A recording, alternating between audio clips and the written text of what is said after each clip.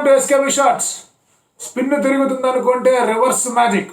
బుమ్రా 6 వికెట్లు తీశాడు. ఇంగ్లాండ్ మీద ఇండియాకి 143 లీడ్ అనేది వచ్చింది. కానీ ఇంకా బెటర్గా చేస్తుండొచ్చా?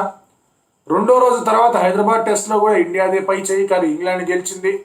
ఇంగ్లాండ్ దాని గురించి ఆలోచించుకుంటూ ఎలాగైనా సరే ఎప్పుడో ఒకప్పుడు ఫెయిల్ అయ్యే బ్యాటింగ్ లైనప్పే కదా అని వాళ్ళు అడ్వాంటేజ్ తీసుకుందాం అనుకుంటారా? డే 3 మూవింగ్ డే అనుకుంటాం, నిజంగానే మూవింగ్ డేగా మారింది. సో ఈ టెస్ట్ మ్యాచ్ ఏంటి, ఇటు వెళ్ళబోతుంది, దాని గురించి లెట్స్ గెట్ స్టార్టెడ్.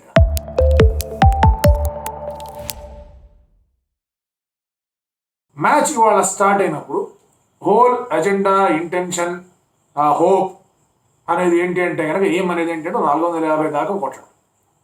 అండ్ అలాగే స్టార్ట్ చేశారు, కొంచెం సర్కమ్స్పెక్ట్గా స్టార్ట్ చేశారు. 2 ఓవర్ల తర్వాత న్యూ బాల్ ఎత్తుకున్నారు. ఆండర్సన్ బాగా ఇబ్బంది పెట్టే ప్రయత్నమే చేశాడు, బట్ కొన్ని రన్స్ వస్తూ వచ్చాయి. అశ్విన్ తొందరగా అవుట్ అయ్యాడు.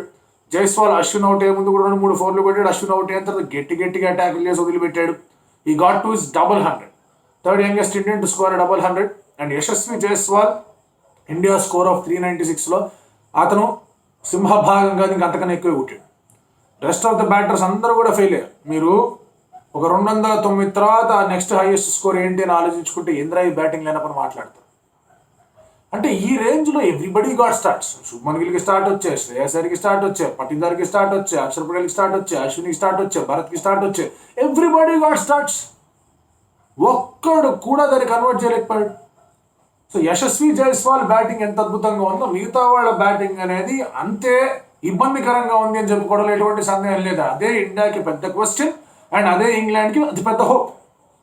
సరే, యశస్వి జైస్వాల్ అవుట్ అయ్యాడు. ఆ తర్వాత కొంత ఫైట్ ఏమన్నా ఉంటుందంటే మన టైలెండర్ గురించి, మన లోవర్ ఆర్డర్ బ్యాటర్స్ గురించి తెలిసిందే కదా. హ్యాండ్స్ అప్పే. అఫ్ కోర్స్ మీరు 6 వికెట్లు పడిన తర్వాత ఇండియా కూడా 60 దాకా పరుగులు యాడ్ చేయగలిగింది. 60-70 పరుగులు యాడ్ చేసింది, no doubts about that. But ఇంకా ఎక్కువ వచ్చుండేది, అది మాత్రం guarantee. Top order could have contributed better. So ఒక్కసారిగా ఫస్ట్ సెషన్లో వాళ్ళందరికీ పీకేసిన తర్వాత England had the upper hand. So నిన్న ఫస్ట్ సెషన్లో it was shared, second session belong to India, third session again shared, ఎందుకంటే 6 వికెట్లు తీశారు కాబట్టి. ఇవాళ first session belong to England. So ఇదేం కావాలా, ఫస్ట్ సెషన్ అంతా కూడా ఇంగ్లాండ్. ఇండియా 4 వికెట్లు పడిపోయి వాళ్ళు వచ్చి కుమ్మేస్తూ ఆడేస్తూ వచ్చారు, తగ్గేదే లేదంటున్నారు. మళ్ళీ ఇదేం కావాలా, అసలు ఏం బౌలింగ్ ఇది, ఎట్లా చేయాలి? అండ్ మన వాళ్ళు డెబ్యూటెంట్స్ వచ్చినప్పుడేమో మంచి హాస్పిటాలిటీ చూపిస్తారు. Welcome to international cricket, playing against India, have the best outing, అంటే మంచిగా వికెట్లు తీసుకోండి, లేదా మంచిగా రన్లు కొట్టండి అని చెప్తారు. అదే ఎవరన్నా కూడా డెబ్యూ చేయడానికి వచ్చినా, లేకపోతే కొత్త మ్యాచ్ ఆడడానికి వచ్చినా, లేదంటే కనుక హోమ్లో ఫస్ట్ మ్యాచ్ ఆడడానికి రెడీగా ఉన్న, ఇంటర్నేషనల్ సర్క్యూట్కి న్యూగా ఉన్నారంటే వాళ్ళు మామూలు ప్రెషర్ పెట్టరు. England it the same thing to ముఖేష్ని ప్రెషర్లో పెట్టారు. ఇంకా తర్వాత ఎలా అక్షర్ని కొంచెం డిలే చేశాడు న్యూ బాల్తో. సరే ఎలా ఏంటి అనుకుంటూ ఉన్నప్పుడు నిన్న మనం మాట్లాడుకున్నాం, కొన్ని బాల్స్ ఫాస్ట్గా టేక్ ఆఫ్ అవుతూ ఉన్నాయి. అలాంటి బాల్ పడ్డాయంటే అశ్విన్ అండ్ కుల్దీప్ డేంజరస్గా తయారవుతారని మొదటి వికెట్ అలాగే పడింది, టకెట్. అది కొంచెం ఫాస్ట్ అయింది, దాంతో తను సరిగ్గా కంట్రోల్ చేయలేకపోయాడు. అండ్ మొదటి వికెట్ కుల్దీప్ యాదవ్ తీసుకున్నాడు. And Kuldeep Yadav is making a statement. Boss నన్ను ఆడిస్తారు, నేను ఆడితే నేను వికెట్లు తీస్తా, నెక్స్ట్ మ్యాచ్ పక్కన పడేస్తారు, ఇదేం గోలా, కొంచెం కన్సిడర్ చేయండి, కాస్త నన్ను చూడండి అన్నట్టుగా బౌలింగ్ వేశాడు. సరే, కుల్దీప్ యాదవ్ వికెట్ తీసాడు, బాగానే ఉంది అనుకుంటే కనుక మళ్ళీ గట్టి కొట్టడం మొదలు పెట్టారు. ఇదేం గోలా, ఏం జరుగుతుంది, ఖాళీ కొడుతున్నాడు, ఏంది సంగతి, ఏంది పరిస్థితి అనుకుంటున్న టైంలో then you could see a brilliant spell. ఒకటి సరే బుమ్రా దగ్గర నుంచి, రెండోది అఫ్ కోర్స్ మరి మనం చూసారు అక్షర్ పటేల్ అండ్ శ్రేయస్ అయ్యర్ క్యాచ్. అది అక్షర్ పటేల్ చాలా స్మార్ట్గా బౌలింగ్ చేయగలిగాడు. తను ముందుకు వచ్చి లాగి పెడదాం అనుకుంటే కొంచెం షార్ట్ వేసాడు, కొంచెం వైడ్ వేసాడు, గట్టి కొట్టే ప్రయత్నం చేశాడు. అయ్యర్ పరిగెత్తుకుంటే ఇలా క్యాచ్ పట్టుకున్నాడు. బ్రిలియంట్ క్యాచ్ మన శ్రేయస్ అయ్యర్. సో ఆ తర్వాత you could see that spell. Bumrah spell అనేది నాకు తెలిసినంత వరకు it is the best fast bowling spell after many wickets. 83లో వెస్టిండీస్కి అగేన్స్ట్గా కపిల్ దేవ్ వేసాడు, 3, 4, 5, 6 బ్యాటర్స్ టప అవుట్ చేసి పంపించాడు. అలాంటి ఒక స్పెల్ మళ్ళీ బుమ్రా దగ్గర నుంచి కనిపించింది. స్పిన్ అంటూ మాట్లాడడం, స్లోనెస్ ఆఫ్ ద సర్ఫేస్ అన్నాం, కొన్ని బాల్స్ టేక్ ఆఫ్ అవుతాయి అంటున్నాం, టర్న్ ఖచ్చితంగా ఉందని మాట్లాడుకుంటున్నాం. బట్ ఇంగ్లాండ్లో కూడా ఆండర్సన్ ట్రబుల్ చేశాడు ఇండియాని. అండ్ ఇక్కడ బుమ్రా 2-3 డెలివరీలు వేసాడు బాల్స్. సామి రంగా అసలు ఎవరి వల్ల కాదు ఆ బాల్స్ ఆడడం. జో రూట్ని సెటప్ చేసిన విధానం ఉంది. ఎప్పుడైతే బాల్ రివర్స్ అవుతుందో ఇక బుమ్రా డిసైడ్ అయ్యాడు, నా సంగతి నా తడాగా చూపిస్తా, ఎవడైతే ఏంది, రూట్ అయితే ఇలా అప్రూట్ అన్నాడు.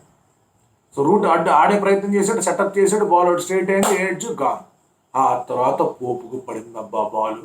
పోప్కి పడిన డెలివరీలో అసలు ఒక ఇన్స్వింగింగ్, రివర్స్ స్వింగింగ్ యార్కర్లో ఉండాల్సిన లక్షణాలు కానివ్వండి, డెలివరీ స్ట్రైడ్ గురించి, యాంగిల్ కొంచెం wide of the stump side మీరు గమనించండి, యాంగిల్ గురించి కానీ, రిలీజ్ గురించి కానీ, ఇన్ ది ఎయిర్ మూమెంట్ గురించి కానీ, ఆ బాల్ లోపల కర్వినే విధానం కానీ, ఎక్కడ పర్ఫెక్ట్గా ల్యాండ్ అవుతే బ్యాట్స్మెన్కి ఇబ్బంది అవుతుంది కానీ, ఒక రివర్స్ స్వింగింగ్ యార్కర్కి లేదా ఒకసారి ఇన్ స్వింగింగ్ యార్కర్కి ఎటువంటి క్వాలిఫికేషన్స్ ఉండాలి, అది ఇంకా డేంజరస్గా తయారవడానికి ఏమేమి ఆ డెలివరీస్లో ఉండాలో అన్నీ ఉన్నాయి.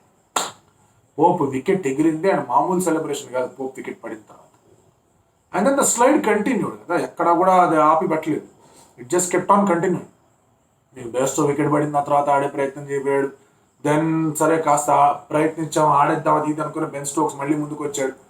దేవర్ 182 ఆల్ రన్స్ ఫర్ 7, ఆయన తీసుకొచ్చి ఎంత కొట్టించాం, 250 దాకా కొట్టించాము.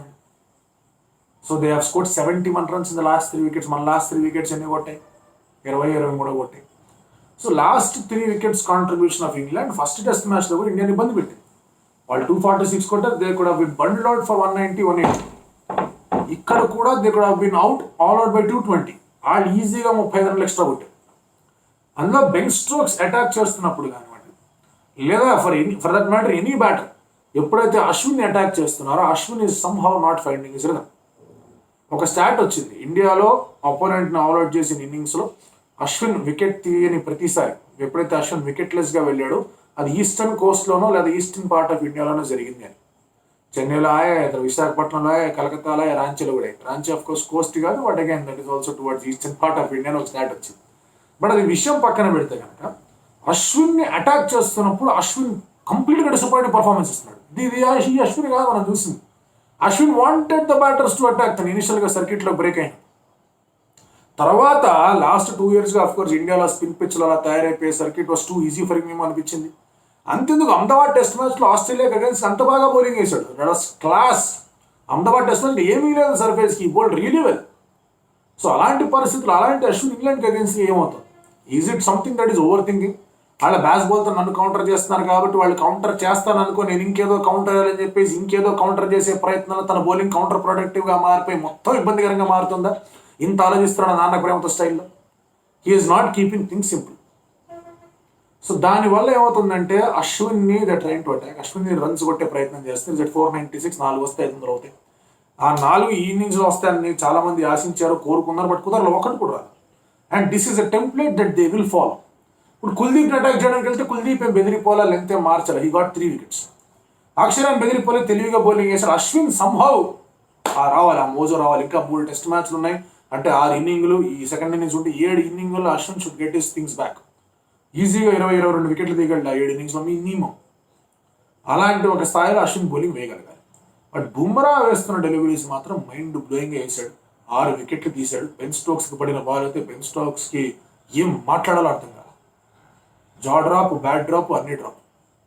ఆ బాల్ పడింది, ఆఫ్ ద సర్ఫేస్ వెళ్ళింది, బీట్ అయ్యింది, కొంచెం లో అయిందని అంటాడు, బట్ ఓకే దట్స్ ఫైన్, లో అయింది అనుకోవడమే. ఈ వికెట్ ఎగిరింది. అండ్ కొన్ని డెలివరీస్ బుమ్రా వేస్తుంటే అసలు మైండ్ టు బ్లడ్ డెలివరీస్ వేస్తున్నాడు. టేలెండర్కి సెటప్ చేసే విధానం బాగుంది, యార్కర్ల మీద యార్కర్ కొట్టిన విధానం బాగుంది. అఫ్ కోర్స్ ఒక్కసారి పోప్కి పడిన తర్వాత ఇంగ్లాండ్ బ్యాటర్స్ అందరూ కూడా ప్రిపేర్డ్గా ఉన్నారు, యార్కర్ పడుతుంది. సో దాంతో కాస్త జాగ్రత్తగా ఉన్నారు. కానీ ఎప్పుడైతే పోప్ది పడిందో వాళ్ళకి గుండెల్లో రైళ్లు పరిగెత్తి, వామ్మో బుమ్రా మళ్ళీ యార్కర్ వేసాడంటే పోతే స్టంప్స్ అన్నా పోతే, లేదా మన కాలన్నా ఎరుగుద్ది, కొంచెం బ్యాట్ కింద పెట్టుకొని ఉందాం అన్నట్టు బ్యాటింగ్ చేశారు. And at the same time England మెచ్చుకోవాల్సింది ఏంటంటే దే ట్రై టు అటాక్. ఆ అటాక్ అనే దాంట్లో 4.5 runs per overతో 253 కొట్టారు, 143 లీడ్.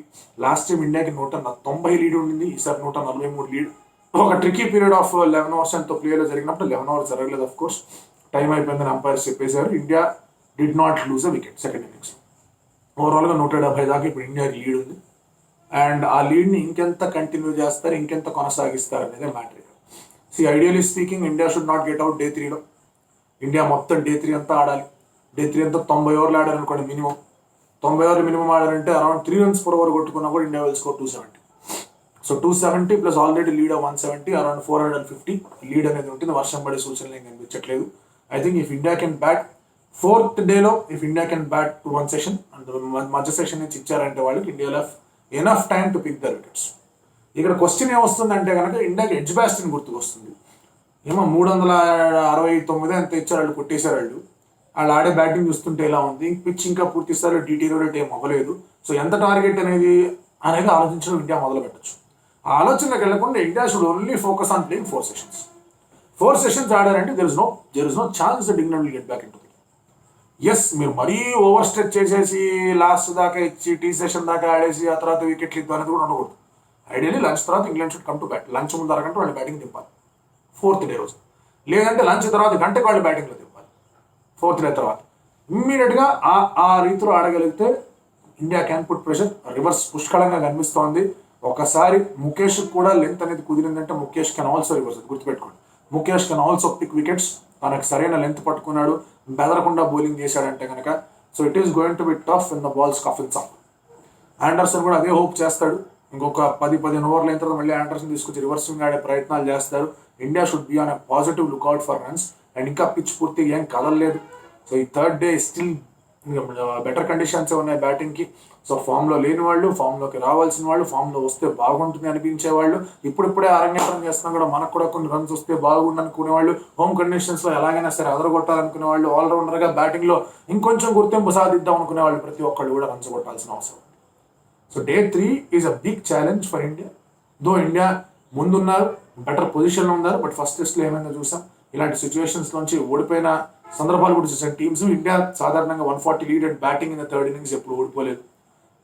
వెరీ రేర్ కేసెస్లో కొన్ని ప్రాబ్లమ్స్ వచ్చాయి. But you never know. ఒక రకంగా మనం మాట్లాడుకుంటే కనుక Day 3 విల్ డిఫైన్ కొన్ని ఈ మ్యాచ్ ప్రోగ్రెస్ మాత్రమే కాదు, కొంతమంది కెరియర్ ప్రోగ్రెస్.